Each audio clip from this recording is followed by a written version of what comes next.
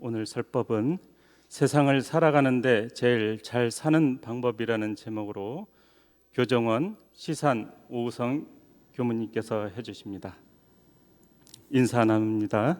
반갑습니다.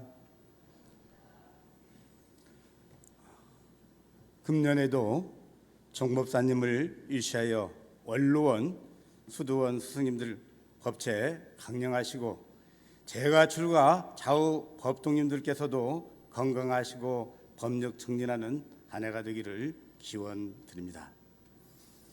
코로나19로 인하여 건년과 금년에도 모든 면에서 어렵고 힘든 나날들을 보내고 있습니다.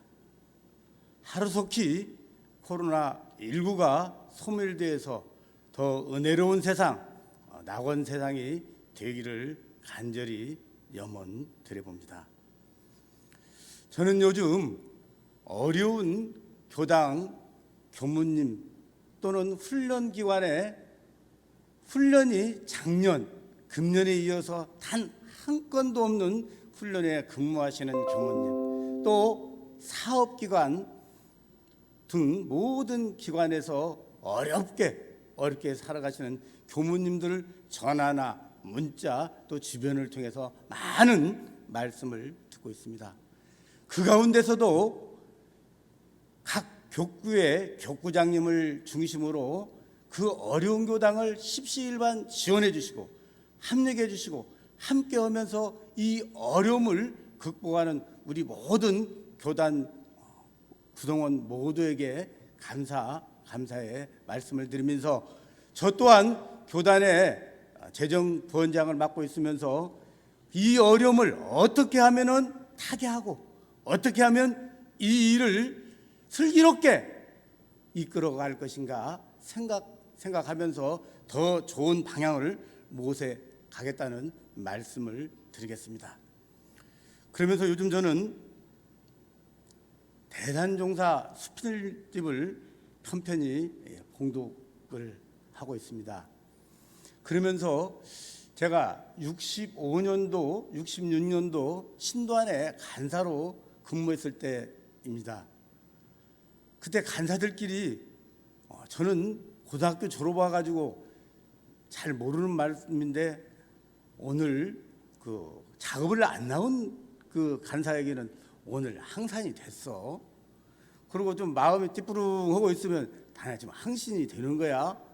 또 항심이 되는 거야. 하면 그때는 저 무슨 말인가 하고 그냥 좋은 말인가 보다 하고 그냥 항산, 항신, 항심하고 이렇게 들었었던 부분들인데 요즘 이 대단종사님 법문 그 수필집을 보면서 지금 40년이 지금 이때 봤을 때 지금 이 시기에 가장 절이 싫은 말씀이 이 삼산 법문인 항산, 항신, 항심의 말씀이 아닌가 싶어서 오늘 말씀드릴 내용은 세상을 살아가는데 제일 잘 사는 방법이라는 제목으로 대단상사님 말씀을 드리도록 하겠습니다.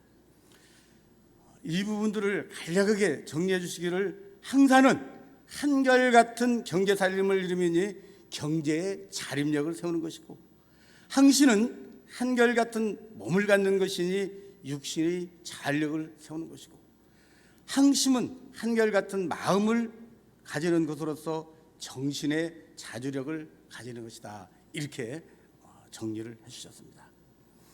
그러시면서 그때 제가 간사 살 때 그때와 80년 5.18 때 부분들이어가지고 학생들이 수업을 못 오게 해서 자주 왔었던 부분들인 것 같아요. 그때 세상에 잘 사는 데가 많이 있다는데 그 잘 사는 데 있으면 나한테도 좀 알려줘 봐라. 나도 한번 좀 데려가 봐라. 그러면서 그 학생들을 이렇게 다지시면서 그때 그런 말씀을 하시면서 웃으셨어요. 지금까지 내가 그 얘기를 해도 단 한 사람도 설명해 주는 사람도 나를 지금까지 데려가는 사람 없다 하고 박장대소하면서 웃던 생각이 생생하게 기억이 납니다. 그래서 저는 첫 번째 항산을 하려면은 원본 그대로 말씀을 좀 드릴까 싶습니다. 항산을 하려면은 생산성 있는 경제 기반을 가지며 수지대대로 근검저축 전략 절식으로 경제의 자립력을 키워야 한다, 이렇게 말씀을 하셨습니다. 그때 당시에 생산성 있는 경제 기반으로 이 수지대주라고 하면 지금으로 말하면은 자산 관리를 잘 철저히 해서 이것을 어떻게 하냐, 근검 전략 저축 절식으로 자립 경제 자립을 해야 한다, 이렇게 말씀을 해주셨어요. 그리고 생각하니까 교단에 처음 만들어질 때 대종사님께서 대각을 하시고 제일 먼저 하셨던 일이 원기 2년 8월에 저축조합을 만드시는 일이었습니다. 우리가 장차 시방세계를 위하여 함께 큰 공부와 사업을 하기로 하면 먼저 공부비용과 사업할 자금을 준비해야 한다 하셨습니다. 그래서 단원들에게 허례식을 답하고 금주, 금연, 음식들을 전략하여 심의를 저축하고 밀신타파로 재래명절 휴일을 줄이고 특별 노동 수입과 천제를 폐지하는 등 그 금액을 저축하여 자금을 모으셨습니다. 그리고 원기 3년 3월에 정관평 박은공사를 시작하면서 1년여 만에 2만 6천여 평의 간척지를 조성하였고 새회당 창립의 경제적 기초를 세우신 일대 작업이셨습니다. 이것이 근간이 되어서 그동안 교단 역사 속에서 원기 18년 지금의 구보화당 사고로 해서 지금까지 선진님들이 혈성어린 수고와 노력의 은덕에 생산성 있고 교단의 경제 기반이 탄탄하게 운영되어 왔음에 선진님들과 산업기관 모든 분들께 감사의 인사를 드려봅니다. 그러나 코로나19가 변수가 되어서 그동안 잘 나가던 서비스 업체 또는 사업기관 부분들은 어렵고, 반대로 코로나로 인한 면역력 증진을 위한 제약사업, 또 의료기 사업, 식품 사업 등은 활기를 찾고 있습니다. 그래서 교단 자립경제 사업에 대해 재평과 또는 집중과 선택을 통해서 다양한 방향을 모색하여서 생산성 있는 경제 기반을 다지기 위해 최선을 다하고 또 그런 방향으로 나아가기 위해서 노력하고 있습니다. 또한 한결같은 경제 살림을 위해 수입과 지출을 대조하고 근검 저축 전략 절식으로 자립해야 한다는 말씀은 교단의 수지대조로 이 기회에 공부를 해보니까 어떤 회계법에서도 볼 수 없는 엄불교만의 회계법을 보고 깜짝 놀랐습니다. 바로 수지대조로 수입, 지출, 대부, 차용, 해수, 해시를 대조하는 것입니다. 저희가 상시 일기를 매일 하는 부분들을 보면은 상시 운용상 6조를 보면은 다 체크로, 그 다음에 첨1, 첨2, 그 다음에 심고와 기도 횟수를 쓰게끔 되고, 그 다음에 교당 내왕시 주의사항 6조를 체크하고 해수, 해시를 통해서 정신, 육신, 물질을 체크하게 되어 있습니다. 그 다음에 계문에서 심계를 또 체크해서 상시 일기를 진행하게 되는 것입니다. 어떤 회계에서도 정신, 육신, 물질을 해시, 해수로 하여 회계로 금전을 매년 연말에 신분검사를 하고 3년마다 사업성적으로까지 매기는 회계법이 전 세계에 없습니다.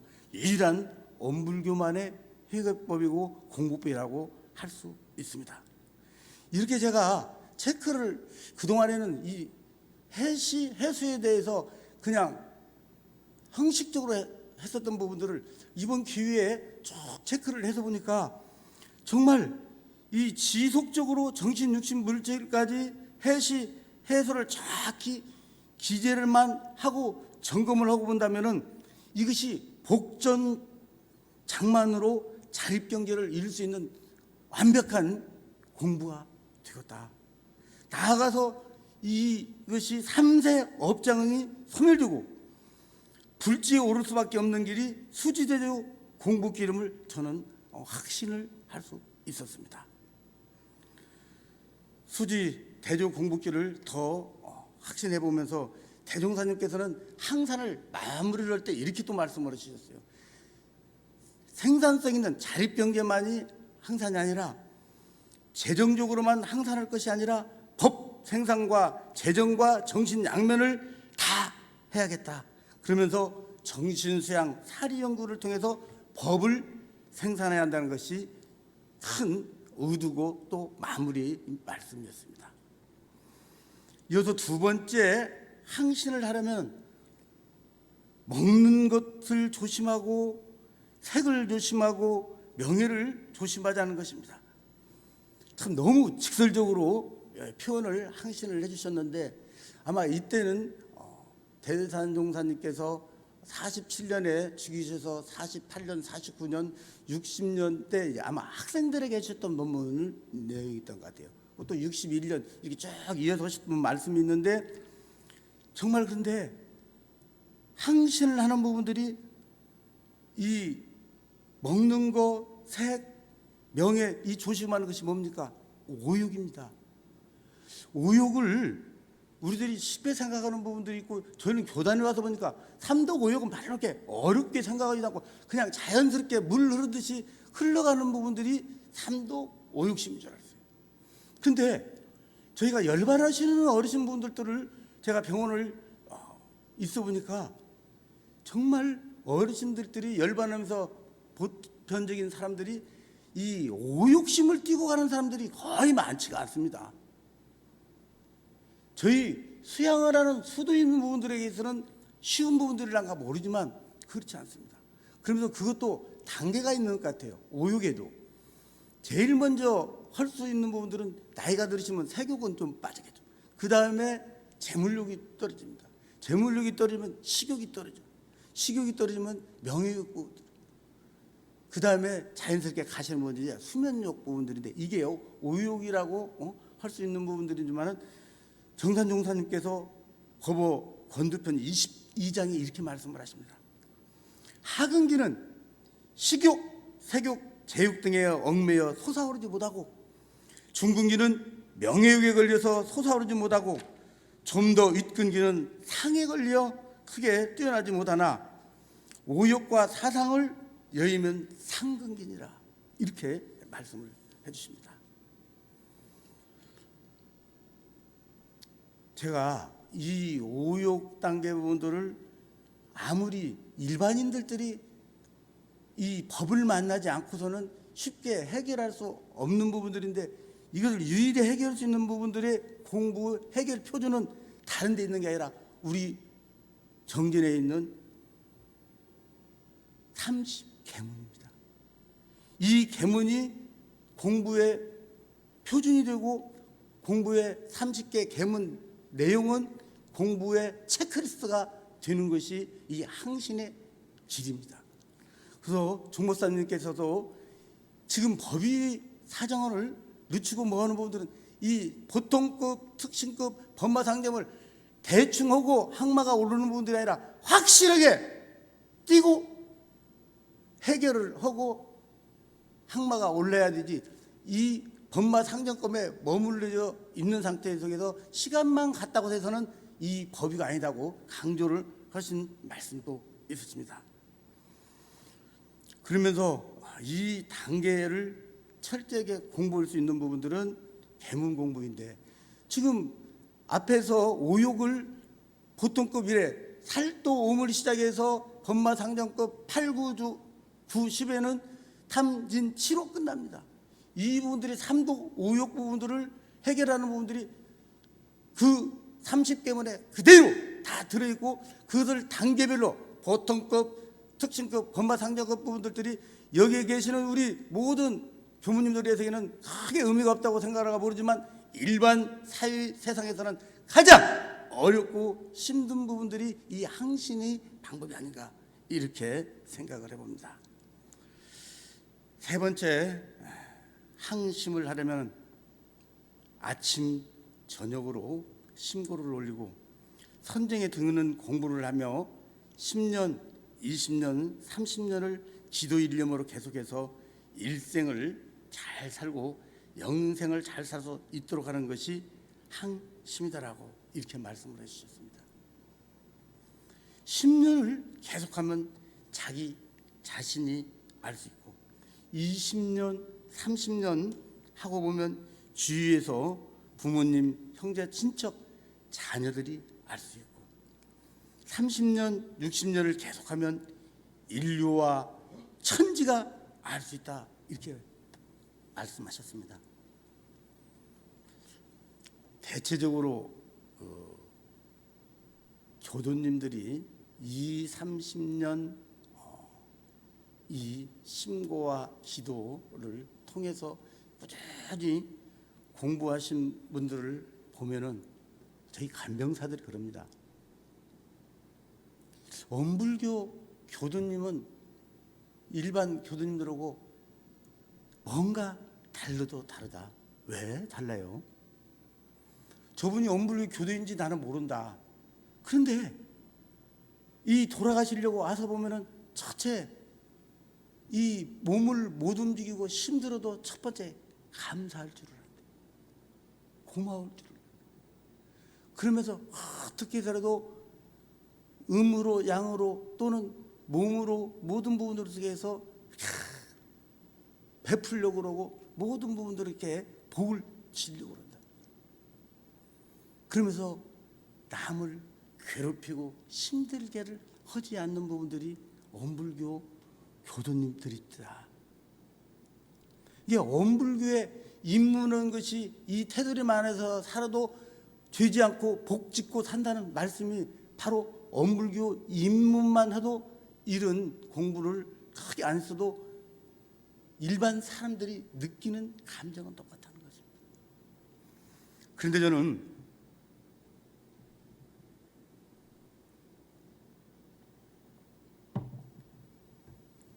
30년, 60년을 하신 우리 교무 원로님 그 숨은 참 그 도인이라 이제 저는 생각하면서 꼭 그 이런 항심을 할 때 그 생각나시는 어르신이 염산 이소 어르신님이 원기 98년 12월 달쯤에 이렇게 열반을 하셨는데요.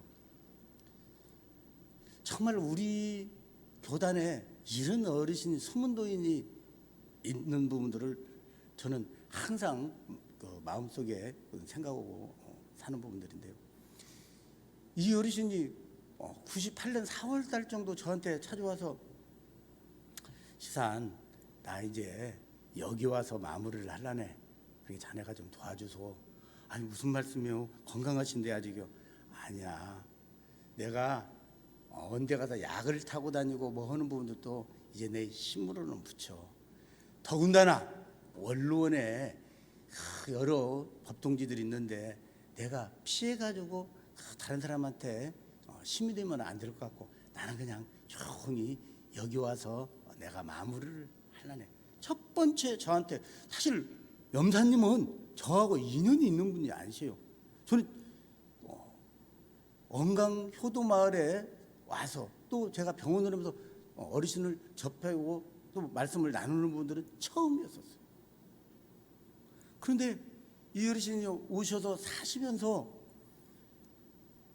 전혀 뭐 표시도 안 나고 계셔서 저는 그냥 거의 잊고 좀 살았었던 것 같아요. 근데 어느 날 그쪽으로 갔더니 간병사가 저 원장님 저 좀 봬요. 그래서 왜요? 저 어르신이 어떤 어르신이에요? 그러시면서 참 알다가도 모르겠어요. 정말 엄불교 교무님이시고 머리 깎으시고 교무님이라는데 어쩌면 저럴 수가 있어요. 그래서 뭔 일이 있으세요? 제가 여쭤보니까 그 간병사 선생님이 저 어르신이 계시면 그 방에는 냄새도 안 나요. 그리고 보이지 않게 후광이 이루는 것 같이 옆에 있는 우리 간병사들도 그쪽으로 의도적으로 가면서 그 어르신을 보고 왔다 갔다 한다는 거예요. 그런데 이 어르신 나중에는 암이 있으셨던 거예요. 그 암이 커가고 보면서 거동을 못 할 때는 수혈을 하셔야 돼요. 그래서 한 번은 나무 피를 내가 수혈을 하면서 더 이상은 그러기는 어렵겠네요. 아니십니다. 수혈하는 것이 생명 연장하는 것이 아닙니다. 지금 어르신이 지금 몸이 개인 몸이 아니지 않습니까? 사실 때까지 만일 수혈을 하시면은 이 혈액순환이 제대로 안 되기 때문에 통증과 그 빈혈과 이 어려움을 이루 말할 수 없습니다. 그래도 마지막까지 이 인류를 이 세상을 위해서 기도를 해주고 가시려면 그래도 기력이 있으셔야 할 거 아닙니까? 수혈을 하셔. 그런가? 그럼 수혈을 한 5-6번 받으셨어요. 그러시면서 그때 옆에 계신 어르신이 조사님이라고 같이 살으셨다고 저는 잘 모르셨던 부분들인데 그분이 옆에 계시는데 그분을 다 보이지 않게 수발을 하시는 거예요. 그리고 굉장히 눈이 많이 안 좋으시더라고요. 저는 그렇게 안 보이신 줄 몰랐어요. 근데 사람이 복도에 지나가다가 딱 뭔 소리가 나가면 딱 서서 옆에 서 계세요. 그러니까 조용하면 가셔서 물도 이렇게 떠오시고 그러면서 일거수일투족 부분들이 어쩌면 저런 도인이 있을 수가 있는가. 사람을 힘들게 어렵게 문제가 아니라 그 어린이 누워 계시던 걸 간병사들이 오고 가면서 보고 싶을 정도로 어쩌면 저런 어린이 계실 수가 있는가.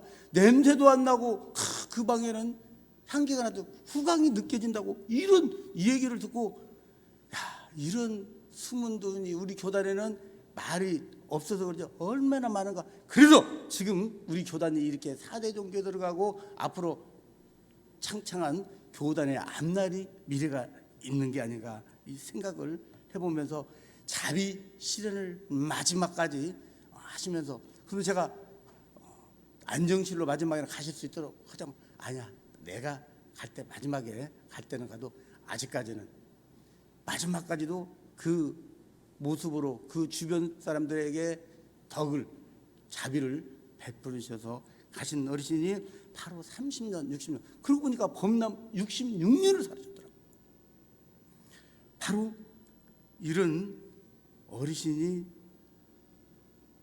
일생을 잘 살고 영생을 잘 사는 부분들이 아닌가 싶은 생각을 해보면서 30년 60년을 계속하면 인류와 천지가 알 수 있다는 부분들을 제가 실제 체험했던 내용에서 말씀을 드려봤습니다. 대산종사께서는 항심하는 것이 도다고 하면서 딱 마무리를 또 해주셨어요. 도가 다른 데에 있는 게 아니라 항심하는 것, 항산하는 것이 도다고 그렇게 말씀해 주시면서 우리가 항상 내가 항심으로 살았는가, 항신으로 살았는가, 또 개인, 가정, 교단, 인류를 위하여 항산을 했는가 돌아봐야 할 것이며 각 기관도 소비성보다 항산으로 항구적인 기관을 이루도록 해야 할 것입니다. 이와 같이 항산, 항신, 항심이 되고 한결같은 삶을 살아가는 것이 바로 금년의 신년법문의 종법사님께서 밝혀주신 집집마다 부처가 사는 세상의 삶이 아니겠는가 생각해 봅니다. 집집마다 부처가 사는 사람은 한결같은 생산성의 살림으로 경제성을 갖추고 한결같은 계행을 철저히 실행하여 항신을 갖추며 한결같은 심고와 기도로 선을 실천하여 항심의 삶이 되어 이 코로나를 이기고 더 은혜로운 세상, 낙원 세상을 만들어 갔으면 좋겠습니다. 감사합니다.